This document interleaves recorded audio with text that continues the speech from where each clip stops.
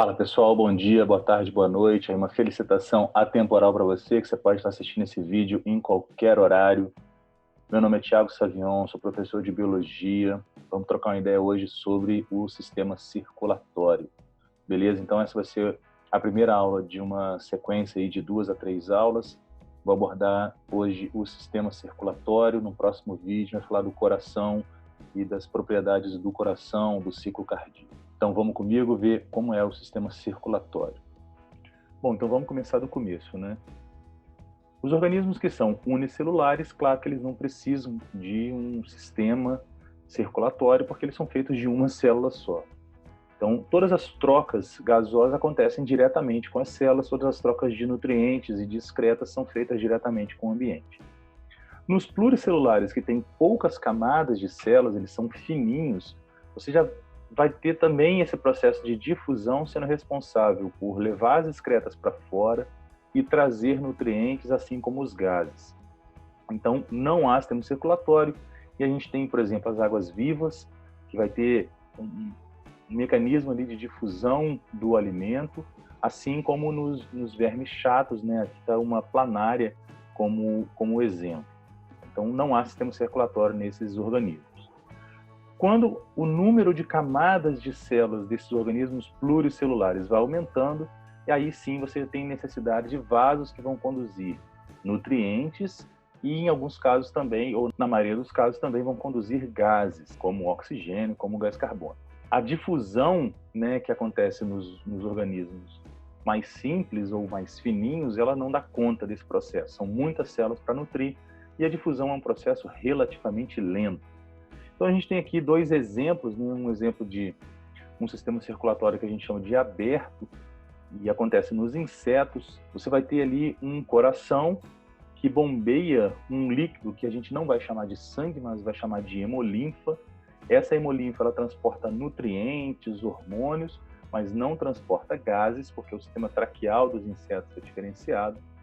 E aí você vai ter ali um coração bombeando essa hemolinfa. Chega uma hora que os vasos sanguíneos eles desaparecem e esse líquido é que banha os tecidos. E depois os vasos refazem e vão levar esse sangue novamente para o coração. Num sistema circulatório fechado, o sangue é transportado o tempo todo dentro de vasos. Então a gente tem aqui um exemplo de um invertebrado, como uma minhoca.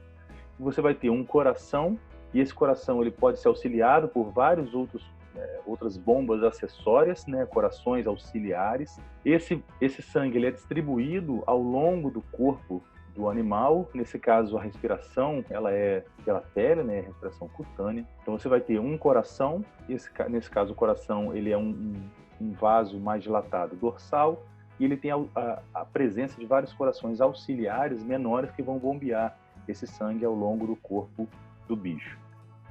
Agora, o nosso foco aqui é tentar olhar um pouco mais para os vertebrados, onde o sistema circulatório ele é mais complexo. Quando a gente olha para os vertebrados, e a gente está olhando agora para os peixes, né, são os primeiros vertebrados a surgirem, a gente vai ver, e aí a gente tem que levar em conta o processo de respiração. Os peixes respiram por brânquias, e esse sangue ele circula o tempo todo dentro de vasos. Então, assim, como é um ciclo, a gente tem que ter um ponto de partida, senão fica muito esquisito. Então a gente vai olhar para o coração como ponto de partida. Do coração, e aí se liguem porque para todas essas sequências de aulas, a gente vai ter sempre a mesma configuração de legenda. O que tiver em vermelho é o sangue rico em oxigênio, que a gente já vai falar em sangue arterial. E o sangue pobre em oxigênio está representado em azul. Okay? Isso vai valer para todas as figuras até o final. Então esse sangue pobre em oxigênio, ele está chegando no coração, ele vai chegar através do átrio, porque só tem um. Esse átrio é uma cavidade onde o sangue chega no coração, ele é encaminhado para o ventrículo, que é um só também. O ventrículo lança esse sangue em direção às brânquias, então o sangue sai em alta pressão, né, esse sangue venoso, ele sai em alta pressão por uma artéria, vai para as brânquias, das brânquias ali sofre o processo de troca gasosa, de hematose, o sangue sai das brânquias, né, pelos capilares branquiais, e vai circular pelo corpo, vai sofrer o processo de hematose tecidual, ou seja, o oxigênio vai ser consumido pelo corpo e vai ser liberado o CO2. Esse sangue, ele retorna, então, por veias em direção ao coração. Então, você tem ali um processo relativamente simples. Então, quando a gente olha para os anfíbios, são os primeiros animais que começam a sair da água. Você vai ter o surgimento dos pulmões, e isso é um evento que é marcante. Com o surgimento dos pulmões, você tem o surgimento de uma dupla circulação. Então, a gente novamente segue a mesma legenda. Então, o que está em vermelho é o sangue rico em oxigênio, o que está em azul é o sangue pobre em oxigênio. Então, essa circulação dupla acontece como? A gente começa agora já tendo 2 átrios nesse coração e apenas um ventrículo. O ventrículo ele é sempre mais musculoso porque ele vai bombear o sangue com mais intensidade. Ele tem que bombear sangue para o corpo inteiro, então ele é sempre mais musculoso. Esse sangue ele vai chegar pelo átrio, e aí ele vai chegar pelo átrio direito. Então a gente tem que pensar o seguinte: essa figura aqui, você está mostrando, ele está na esquerda. Então pensa que você está virado, né? Você está no mesmo sentido da imagem. É o que a gente chama de posição anatômica. Então você está olhando, na verdade, é como se você estivesse de costas para a figura, para a tela.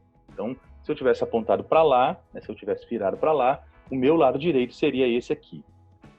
Então, o meu átrio direito recebe esse sangue pobre em oxigênio, ele bombeia esse sangue para o ventrículo bombeia esse sangue em direção aos pulmões. Lembrando que nos anfíbios também há uma respiração cutânea, parte da respiração, né, parte da troca gasosa, ela é feita pela pele do animal, por isso o animal ele tem aquela lubrificação toda.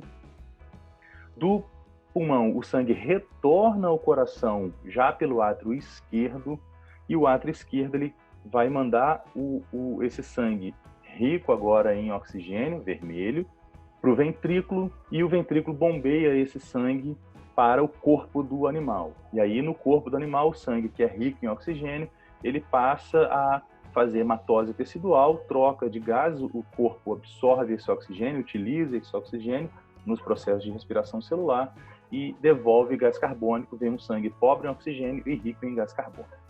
Então, a gente tem ali um processo já duplo, e dá para perceber que, como há um ventrículo só, parte do sangue pobre em oxigênio se mistura com o sangue rico em oxigênio no ventrículo, e esse processo ele acaba gerando uma certa ineficiência, mas o animal consegue sobreviver. Eles estão aí há muitos milhões de anos. Quando a gente vai olhar para os répteis, uma boa parte dos répteis mantém esse padrão de coração, mas os répteis crocodilianos, jacarés e os crocodilos, os mamíferos e as aves, eles já têm um coração com 4 cavidades. Então a gente vai ter, e aí de novo aqui, né, tá representando aqui um urso panda, fazendo a nossa brincadeirinha. Então a gente vai ter como que essa circulação funciona. A gente vai começar de novo pelo coração. Então o sangue que veio do corpo, ele chega pelo átrio direito, sangue pobre em oxigênio. Do átrio direito, ele é encaminhado ao ventrículo direito. Então agora o ventrículo já é completamente separado. O ventrículo direito lança esse sangue para a circulação pulmonar. Então ele lança esse sangue em direção ao pulmão através das artérias pulmonares. Então os capilares pulmonares agora ricos, né, com sangue rico em oxigênio, eles retornam ao coração através das veias pulmonares, através do átrio esquerdo. Do átrio esquerdo ele é lançado para o ventrículo esquerdo, e o ventrículo esquerdo lança todo esse sangue em direção ao corpo. E aí no corpo vai acontecer a hematose tecidual, o oxigênio vai ser consumido pelas células do corpo nos processos de respiração celular, e o gás carbônico vai ser lançado nesse sangue, que retorna então ao coração, um sangue venoso. Então uma coisa que eu acho que é interessante a gente falar, aproveitando, a gente ouve falar em sangue arterial como sangue rico em oxigênio, e a gente ouve falar em sangue venoso como sangue pobre em oxigênio. Sangue arterial circula em artérias, sangue venoso circula em veias. Como existem exceções, e a gente vai falar, existem 2 exceções para isso, Talvez seja mais interessante a gente falar que o sangue arterial ele circula sob alta pressão, não importando qual é o conteúdo de oxigênio, se é rico ou pobre. E o sangue venoso circula sob baixa pressão. Quais são as duas exceções? A artéria pulmonar, que eu já falei, então o sangue pobre em oxigênio, que a gente chamaria de venoso, ele sai pelo ventrículo direito em direção ao pulmão pela artéria pulmonar. Então, como assim um sangue pobre em oxigênio circulando numa artéria? Porque ele está sob alta pressão. Essa bomba, que é o coração, ela lança esse sangue sob alta pressão. E aí o contrário também é verdadeiro, né? O sangue rico em oxigênio, ele volta ao coração pelas veias pulmonares. Então a gente vai ter ali um sangue sob baixa pressão, mais rico em oxigênio. Então, a outra exceção que existe, além dessa circulação chamada de pequena circulação, é quando a mulher está gestando. Então ela também faz um transporte, né, que não seria o usual. Então ela transporta sangue arterial, sangue sob alta pressão, mas com baixo conteúdo de oxigênio lá para a sua placenta. Okay? Então a gente tem ali um mecanismo invertido em relação a esse sangue arterial e sangue venoso. Então essa primeira aula para falar sobre circulação de maneira geral. Então a gente vai dar uma olhada rapidamente na circulação em mamífero. Então a gente vai ter aqui a circulação. Então eu vou deixar essa legenda imensa, porque a numeração está aqui. Então a gente começa com o ventrículo direito, né? A gente está começando aqui do ponto em que o coração, a câmara ventrículo direito já está cheia de sangue venoso, né? O sangue pobre em oxigênio. Lembra que é o azul. E aí esse sangue pobre em oxigênio, ele vai ser bombeado, né, através das artérias pulmonares, estão aqui em azul, sangue sob alta pressão. Lembra que o ventrículo ele é muito maior do que o átrio, então ele bombeia sangue com uma alta pressão. Lá no pulmão, né, ou nos pulmões, vão acontecer o processo de hematose pulmonar. Então o sangue retorna através das veias pulmonares, um sangue rico em oxigênio, vermelho. Esse sangue retorna pelas veias pulmonares até o átrio esquerdo. Do átrio esquerdo, ele enche o ventrículo esquerdo, e essa figura dá para ver que o ventrículo esquerdo, a parede dele é muito mais grossa, mais espessa do que a parede do ventrículo direito.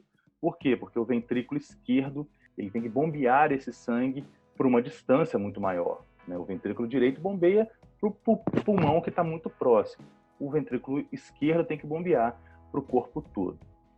Então, quando o sangue sai pelo ventrículo esquerdo, ele sai pela aorta, que é a nossa principal artéria, e a aorta vai se subdividir nas artérias que vão levar sangue, tanto para a cabeça e para os membros superiores, quanto para os membros inferiores.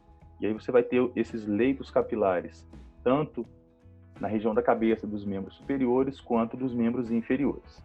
E aí a gente vai ter esse sangue passando pelo processo de hematose tecidual.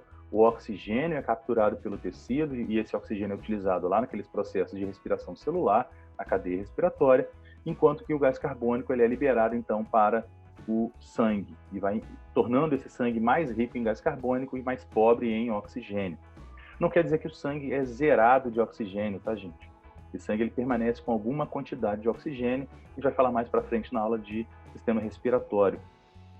E aí esse sangue todo, ele vai sendo, essas veias, né, carregando esse sangue pobre em oxigênio, elas vão se juntando, se tornando em veias cada vez maiores, tanto na parte superior quanto na parte inferior, e elas vão se juntar numa veia, né, ou em duas veias, que se chamam veias cavas. Você tem a veia cava inferior, trazendo todo o sangue pobre em oxigênio da parte de baixo do seu corpo, dos membros inferiores, da cavidade abdominal, e a veia cava superior, trazendo esse sangue pobre em oxigênio da sua cabeça e dos membros superiores. E aí esse sangue retorna para o átrio direito, que vai bombear esse sangue para o ventrículo direito, fechando esse ciclo todo.